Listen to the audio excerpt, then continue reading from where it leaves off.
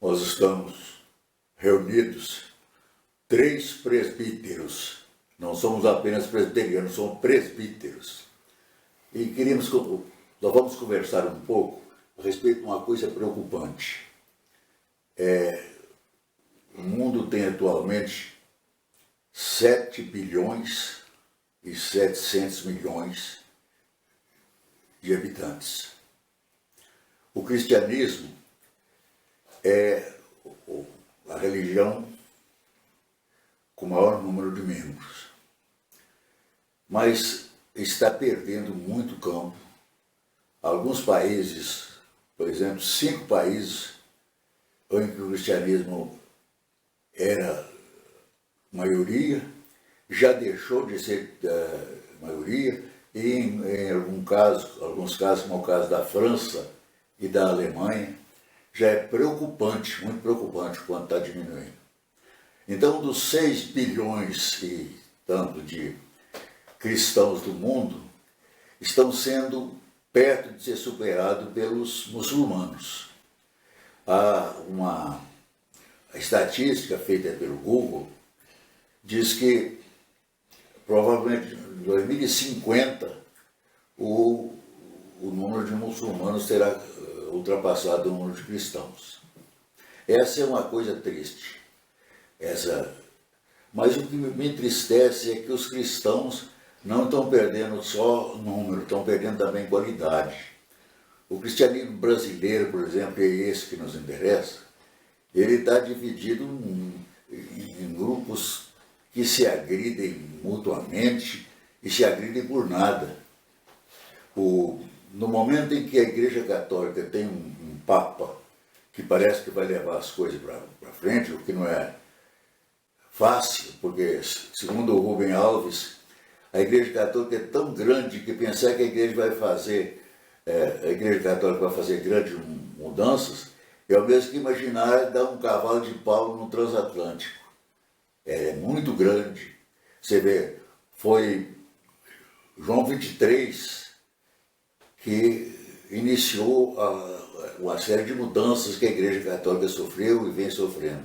Mas isso já tem 60 anos. E agora que ele começa a sentir diferença. Estamos aqui, eu falei que nós somos 3 presbíteros. Realmente o somos. O Davi Melo é presbítero investido das funções, está cumprindo as funções. O doutor Gesser é presbítero em disponibilidade e eu sou presbítero emérito. Então, isso nos afeta muito. Eu me sinto muito triste quando percebo que o cristianismo está passando mal assim. Só faço uma retificação, aqui não é o Dr. Gesser, ele é o Pachecão e eu sou o Pachequinho. Bom, a respeito do declínio do cristianismo, como um dos atributos da igreja é a catolicidade, ou seja, a universalidade. Então, o problema da religião cristã no Japão, na China, na Coreia, é também problema nosso, né? Eu não estou preocupado apenas com o cristianismo doméstico, nacional brasileiro. Eu me preocupo com o cenário global. A estatística não é bem essa, não. Nós não somos 6 bilhões de pessoas num universo de 7 bilhões e alguma coisa de habitantes no planeta, mas somos maioria. Mas uma maioria em declínio. Uma maioria que perde influência na cultura, perde influência na política, perde influência nas ciências, perde influência em todos os campos. E mesmo o Papa Francisco não tem conseguido reverter essa tendência. Ele tem um perfil mais popular, mais, digamos, modernizador, mais aberto, mais acessível, mas mesmo o Papa Francisco, com toda a sua habilidade política, não somente eclesiástica, tem conseguido reverter essa situação. Eu tenho aqui comigo o livro Submissão, do francês Houellebecq, que ele aponta uma tendência que para ele é bastante clara, é na França, de nos próximos anos a França ser um país de configuração na política totalmente muçulmana, totalmente islâmica, né? Ele observa, né, que o islamismo é a religião que mais tem crescido na França. A periferia de Paris é toda ela muçulmana, né? Os muçulmanos, eles tendem a achar que o cristianismo é a religião dos opressores, é a religião dos capitalistas, dos exploradores, e em certa medida eles têm razão, né? Mas eu acho que sim, nós devemos nos preocupar com o declínio do cristianismo. Eu só queria fazer um reparo, que 6 bilhões e 106 milhões é de monoteístas, não é de cristãos. Bem observado. Bem observado. Entre os monoteístas aí estão não apenas os... Bom, essa discussão acho que ela é banal, ela não tem importância não.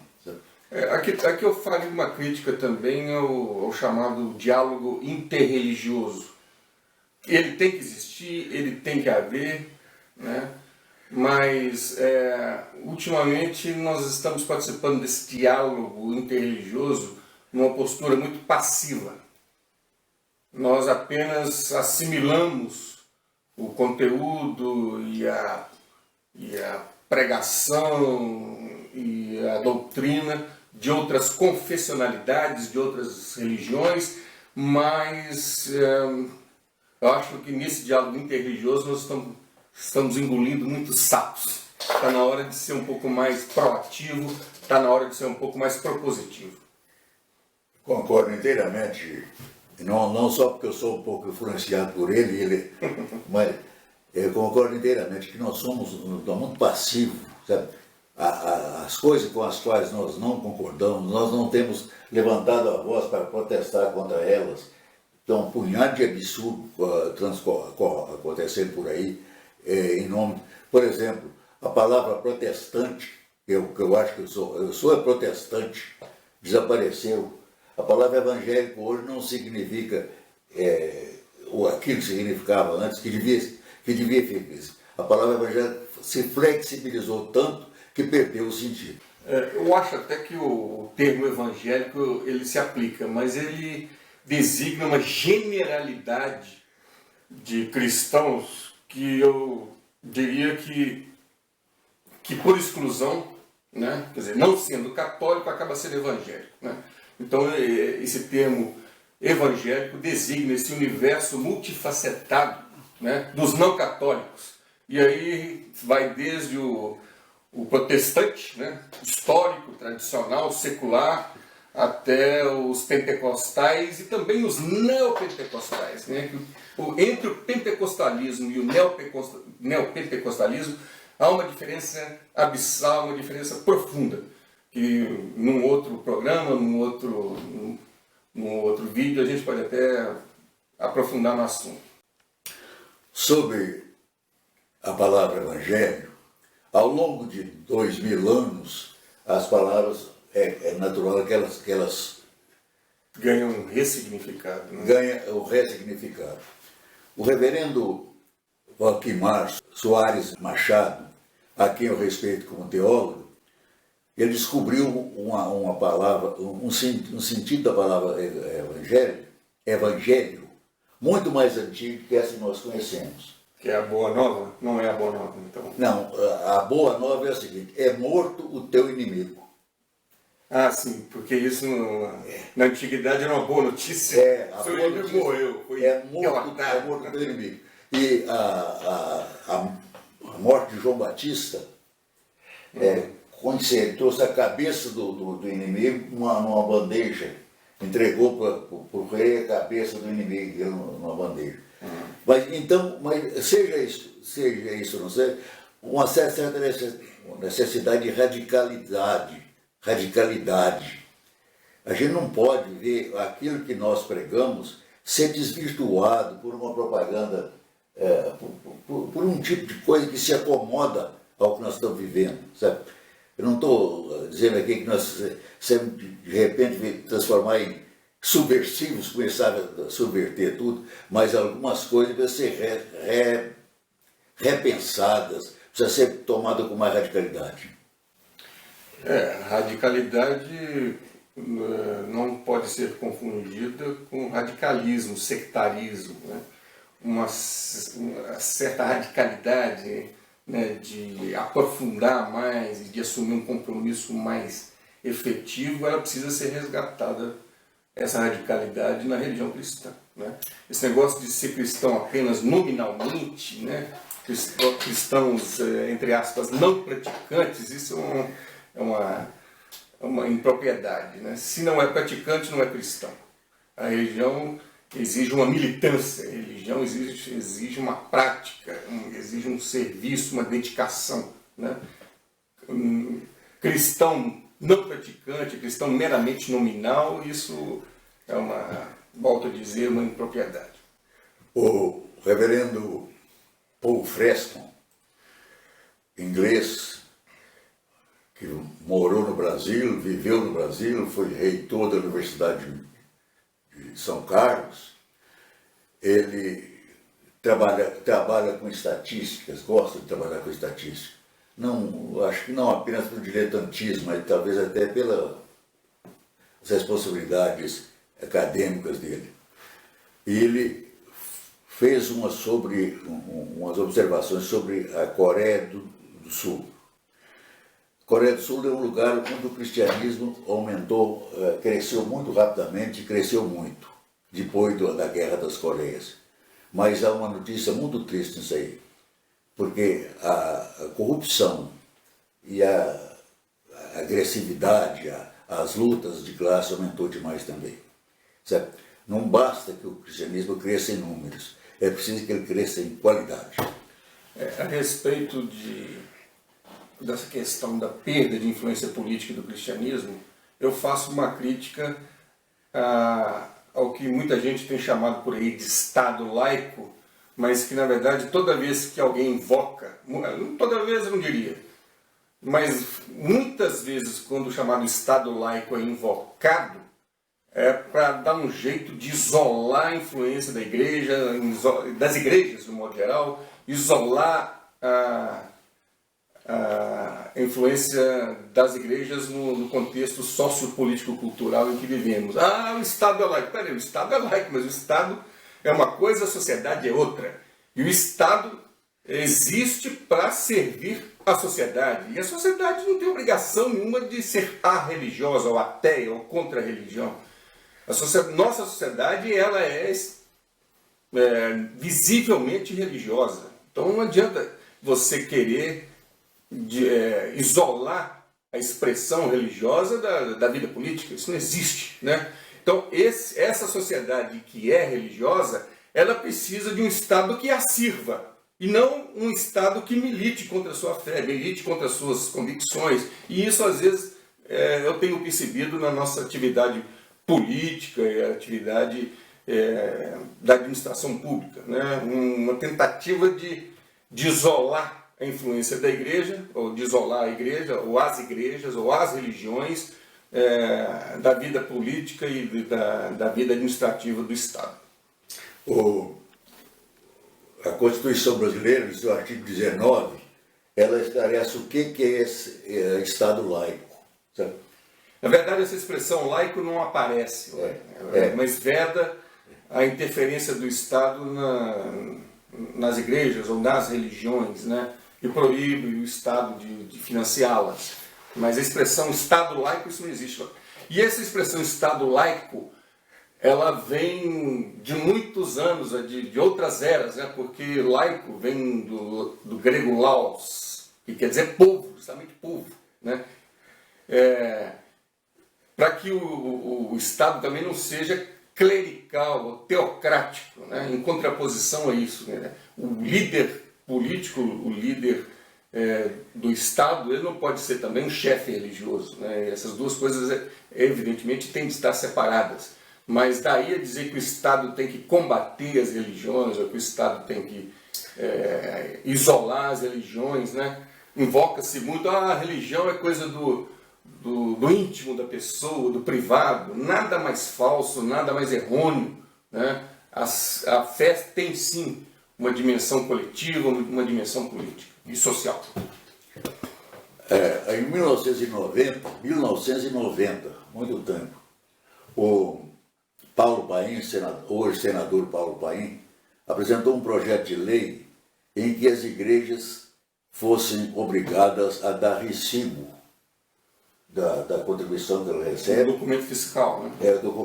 É isso, com a qualidade do documento fiscal, para que a pessoa que contribuiu para a igreja depois pudesse descontar no imposto de renda. Então. Eu acho até que nem precisaria desse desconto do imposto de renda, que eu acho que seria uma forma de o Estado, né, financiar as igrejas, mas eu creio que seria uma medida interessante, porque hoje muitas igrejas são verdadeiras lavanderias de dinheiro, né? Então não é também para tributar. Eu acho que esse documento fiscal seria uma forma de o Estado monitorar, né, o trânsito de dinheiro, tipo o COAF, mais ou menos, né, para evitar que as igrejas, muitas delas, lavem dinheiro, né? Isso tem ocorrido. Agora, nesse declínio do cristianismo, declínio da influência das igrejas, eu diria que nós também precisamos fazer uma autocrítica, porque as igrejas, de um modo geral, têm perdido uma certa autoridade moral. É o caso do catolicismo, com seus padres pedófilos, com seus padres que abusam de crianças e adolescentes, né? Uma igreja que tolera essas práticas acaba perdendo autoridade moral. Do lado protestante também, esse apego excessivo, do lado, digamos, evangélico, esse apego excessivo ao dinheiro, essa sanha pelo arrecadar, essa sanha pelo acumular dinheiro, né? Quando o protestantismo veio ao Brasil, chamado protestantismo de missão, ele veio com um projeto de sociedade, com um projeto de país.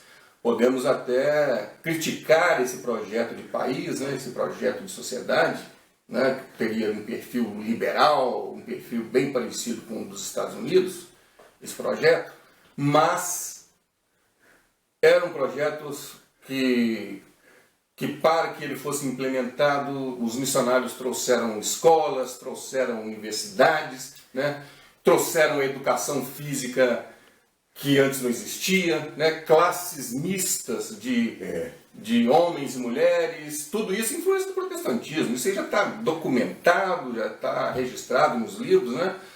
Foram os americanos que introduziram a educação física, sim, o basquetebol, né? Vários esportes que aqui antes não existiam, os americanos que fundaram escolas agrícolas. Então eles vieram para cá com esse projeto de sociedade.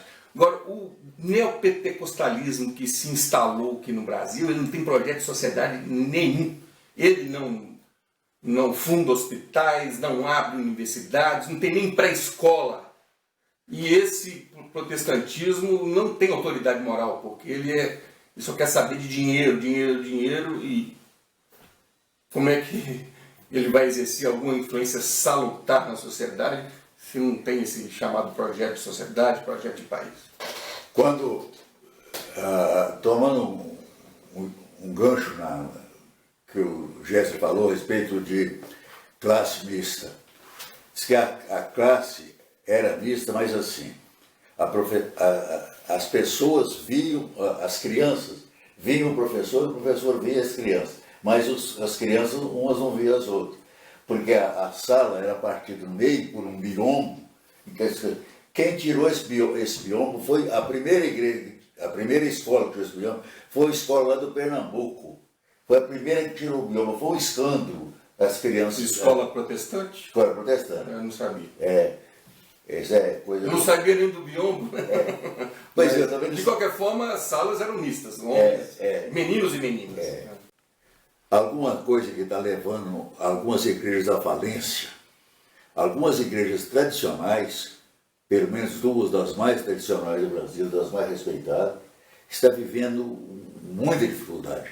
Dificuldade financeira. Dificuldade financeira e dificuldade de membros também, de ação. Quer dizer, de repente você começa, faz coisas tão. Você banaliza tanto a atuação religiosa que as pessoas passam a não querer tomar. Financiar. Não querer nem frequentar.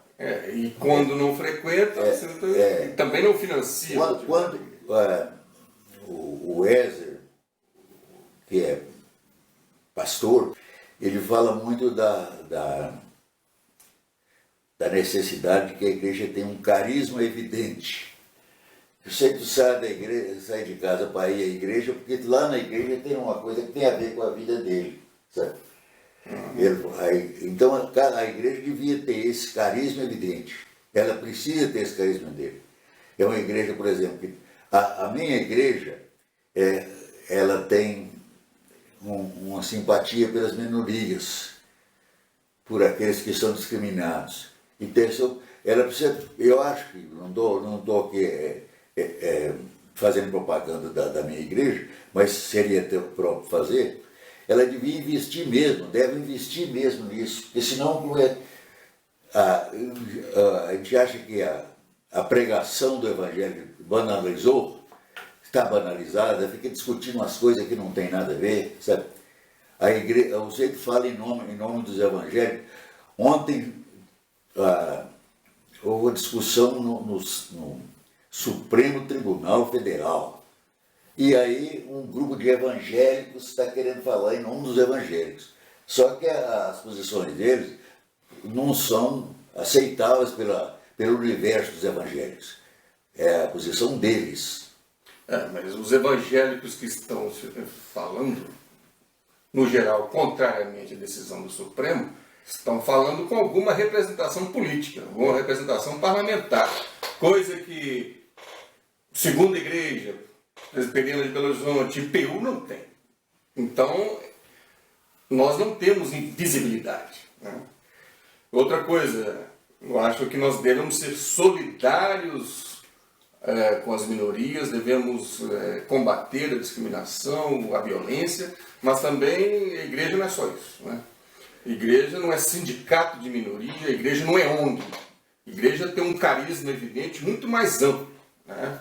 Fala-se muito em diversidade, né? Mas nós não podemos achar que defendendo intransigente minorias nós vamos resgatar aquela velha hegemonia que nós tivemos, né? O cristianismo ele pode se tornar uma minoria, como é minoria em muitos países, minoria discriminada, minoria oprimida.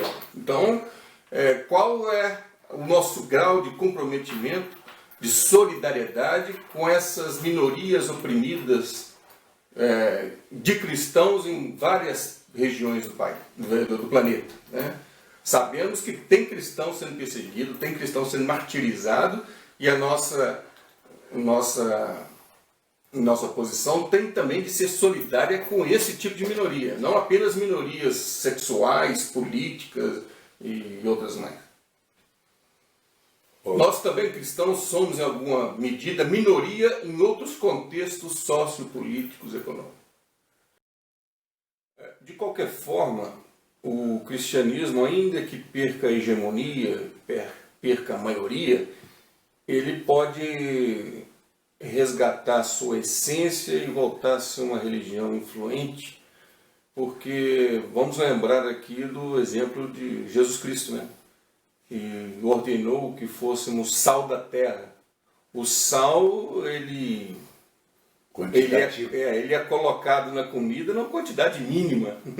Então, talvez nosso papel não seja mais de sermos uma maioria numérica, uma maioria hegemônica, mas talvez a nossa missão seja de salgar essa terra, né? E para salgar, você não precisa de muita gente, ou não precisa de grandes massas, né? Grandes multidões, para ter um papel decisivo no nosso futuro, né? Que eu espero que seja um futuro de paz, de solidariedade, de felicidade, enfim, a despeito desse contexto adverso que a religião cristã tem atravessado. Eu preciso discordar do Gessler, porque nós temos o hábito de discordar. Porque se por um lado o Jesus Cristo usou a figura do sal, usou também a figura da candeia, ou da lamparina. Que fica no alto. Que ninguém acende uma lamparina para colocar dentro de um caixote, dentro do alqueire. O alqueire era um caixote quadriculado, assim. Você não acendeu a lamparina. Sal da terra e luz do mundo. Você não pega uma lamparina, uma candeia, um lampião e coloca no chão, você coloca no alto. Quanto mais visível estiver, melhor. Então nós precisamos descobrir meios de visibilidade. Ou gritar mesmo. Quem sabe até gritar. Falar mais alto. Vou usar um termo bíblico, clamar, né? Se vocês não clamarem, as pedras clamarão. Eu sou, não sei se os outros dois presbíteros que estão presentes aqui, eu me sinto uma pessoa oprimida. Quando eu vejo uma pessoa falar coisas que eu não tenha como rebater, como contrapor, eu me sinto oprimido. Mas é isso aí.